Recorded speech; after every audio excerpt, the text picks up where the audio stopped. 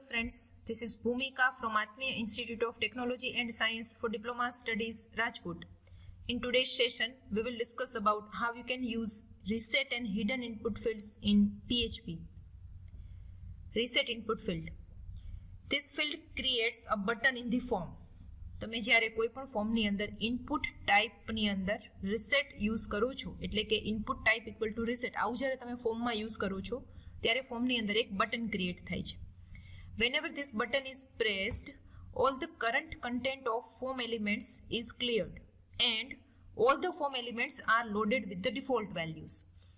એટલે ફોર્મની અંદર જેટલા પણ તમે ઇનપુટ ફિલ્ડ્સ લીધા હોય જેમાં આપણે યુઝર પાસેથી એન્ટ્રી કરાવવાની હોય એ બધા જ ઇનપુટ ફિલ્ડમાં તમારે એકી સાથે રિસેટ કરવા હોય એટલે કે જ્યારે તમે રિસેટ બટનને પ્રેસ કરશો ત્યારે બધા જ ઇનપુટ ફિલ્ડમાં જે તમે કન્ટેન્ટ એડ કરેલો છે એટલે કે યુઝરે એન્ટર કરેલો છે એ ક્લિયર થઈ જશે અને બધા જ ઇનપુટ એલિમેન્ટ્સ છે એ એના ડિફોલ્ટ વેલ્યુથી લોડ થઈ જશે. Content can be reset only before સબમિટિંગ the form. એક વખત તમે સબમિટ બટનને ક્લિક કરી દો પછી રિસેટ બટનનું કોઈ કામ નથી એટલે કે કન્ટેન્ટ રિસેટ થઈ શકે નહીં. એટલે જનરલી જ્યારે કોઈ બહુ મોટું ફોર્મ તમે ભરતા હોય એટલે યુઝર પાસેથી બહુ મોટા ફોર્મની અંદર બહુ બધા ઇનપુટ ફિલ્ડ્સની અંદર વેલ્યુઝ એન્ટર કરાવડાવી હોય અને એવું હોય કે એક વખત વેલ્યુઝ એન્ટર કરી દીધી છે અને પછી એમાં બહુ બધી જગ્યાએ મિસ્ટેક્સ થઈ છે તો બધા જ ઇનપુટ ફિલ્ડમાંથી એકમાંથી વેલ્યુઝને ડિલીટ કરવામાં વાર લાગે. એટલે રિસેટ બટનનો યુઝ ત્યાં છે કે રિસેટ બટન ઉપર ક્લિક કરવાથી આખું ફોર્મ છે એના બધા જ ઇનપુટ એલિમેન્ટ્સ છે એ ક્લિયર થઈ જશે અને ડિફોલ્ટ વેલ્યુથી એ લોડ થઈ જશે. નેક્સ્ટ છે hidden field. Hidden field is used to include the data that cannot be seen or modified by the user whenever form is submitted. હિડન ફિલ્ડનો યુઝ કરીને તમે ડેટા છે એ તમે ક્લાયન્ટમાંથી સર્વર સાઇડ સેન્ડ કરી શકો એટલે કે જ્યારે ફોર્મ સબમિટ થાય ત્યારે તમે ડેટાને સેન્ડ કરી શકો પણ આ ડેટા છે એ યુઝરને દેખાતો નથી. એટલે ઇનપુટ ફિલ્ડની અંદર તમે જે ડેટા લ્યો છો એકચ્યુઅલી ઇનપુટ ફિલ્ડ જ્યારે આપણે ફોર્મમાં ક્રિએટ કરીએ છીએ ત્યારે એ વેબ પેજ ઉપર અપેર થતું નથી. એટલે હિડન ફિલ્ડનો યુઝ એના માટે જ છે કે એવા કોઈ ઓપરેશન્સ કે એવી કોઈ વેલ્યુઝને તમારે ડેટાબેઝમાં સ્ટોર કરવી હોય કે જે યુઝર છે એને સ્ક્રીન ઉપર દેખાય નહીં પણ બેકગ્રાઉન્ડની અંદર એ વેલ્યુઝ છે એ ક્લાયન્ટમાંથી સર્વરની અંદર સેન્ડ થાય. વેલ્યુ ઓફ હિડન ફિલ્ડ છે એ ડિસ્પ્લે તો નથી થતી but it is visible in browsers view source functionality. તમે જ્યારે પણ વેબ પેજ ઓપન હોય તો તમે એ વેબ પેજ ઉપર રાઇટ ક્લિક કરીને વ્યૂ સોર્સ ઓપ્શન જ્યારે સિલેક્ટ કરો ત્યારે તમને આ પેજનો આખો કન્ટેન્ટ ડિસ્પ્લે થાય તો એની અંદર તમે આ હિડન ફિલ્ડની વેલ્યુ જોઈ શકો. Even it can be modified using the browsers developer tool. બ્રાઉઝરની અંદર એક ટૂલ આવે છે ડેવલપર ટૂલ એમાં તમને કન્ટેન્ટ છે આ હિડન ફિલ્ડનો તમે ઇવન મોડિફાઈ પણ કરી શકો. એટલે એકચ્યુઅલી સિક્યોરિટી પર્પઝ માટે it is not advisable to use the hidden field. Hidden ફિલ્ડને તમે આ રીતે ક્રિએટ કરી શકો. Input type equal to hidden. એની પ્રોપર્ટીઝ છે type, name and value. Type means hidden, name મતલબ કે એપ્લિકેશનમાં તમારે એનું જે નામ યુઝ કરવાનું છે એ and value means the value of the hidden field. એટલે રિસેટ બટનનો યુઝ કરીને રિસેટ ફિલ્ડનો યુઝ કરીને તમે આખા ફોર્મના બધા જ કન્ટેન્ટને બધા જ ફોર્મ એલિમેન્ટને એટ એ ટાઈમ ક્લિયર કરી શકો અને હિડન ફિલ્ડનો યુઝ કરીને તમે કોઈ પણ ડેટા સિક્રેટલી યુઝરને ન દેખાય એવી રીતે તમે ક્લાયન્ટમાંથી સર્વરમાં સેન્ડ કરી શકો. Now let us take the example of this.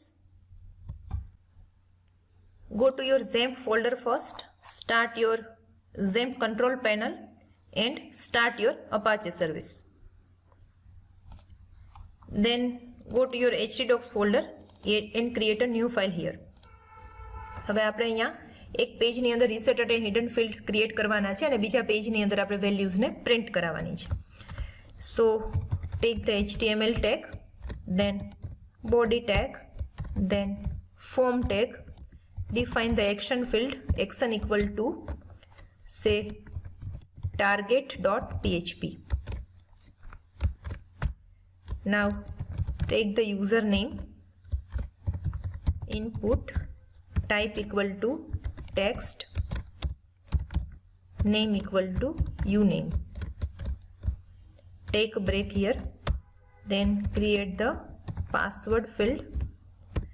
નાઉ અહીંયા આપણે જે પાસવર્ડ લઈએ છીએ એ આપણે હિડન ફિલ્ડમાં લઈએ છીએ તો અહીંયા હું એકચ્યુઅલી પાસવર્ડ ફિલ્ડ ક્રિએટ નથી કરતી પણ હિડન ફિલ્ડ ક્રિએટ કરું છું.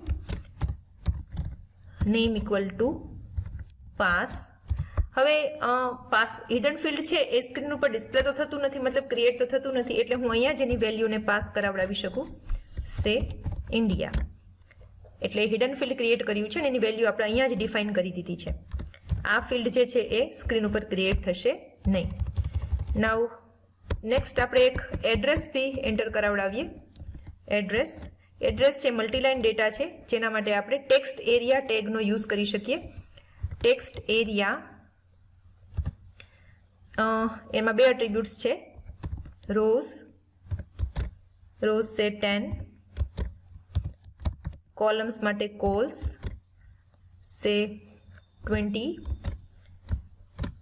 અને ટેક્સ્ટ એરિયા ટેગને ઓવર કરવાની છે.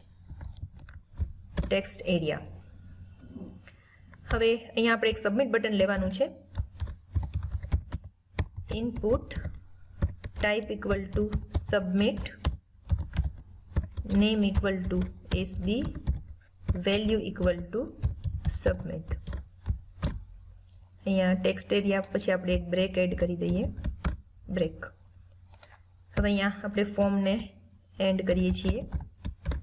then end the body tag, then end the HTML tag.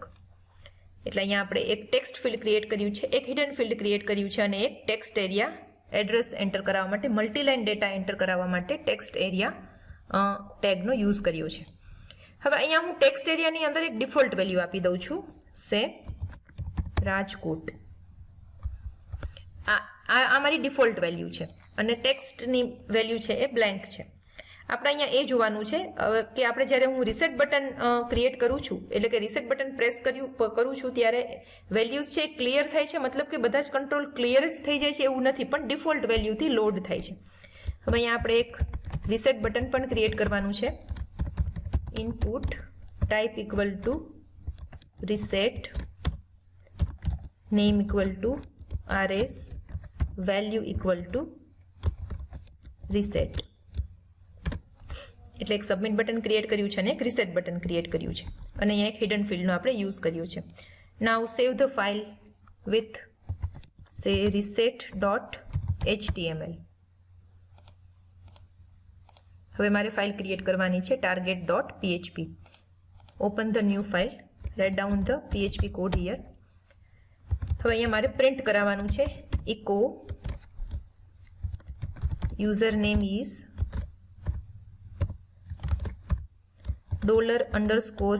$_get uname, then echo password is $_get pass, જે આપણે હિડનલી પાસ કર્યો છે, and then echo address is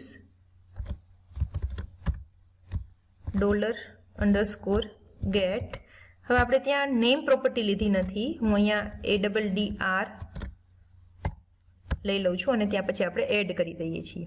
અહીંયા આપણે એક બ્રેક એડ કરશું, BR, અને હું એ PHP ટેગને પૂરું કરું છું. એટલે અહીંયા હવે આપણે આ ફાઇલને સેવ કરવાની છે target.php.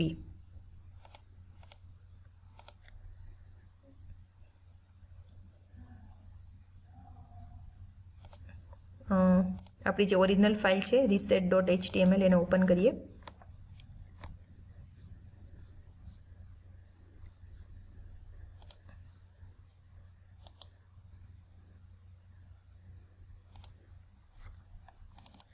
અહીંયા આપણે નેમ પ્રોપર્ટી લેવાની છે, નેમ ઇક્વલ ટુ ADDR, એને રેફરન્સ કરવા માટે, એને આઈડેન્ટિફાઈ કરવા માટે.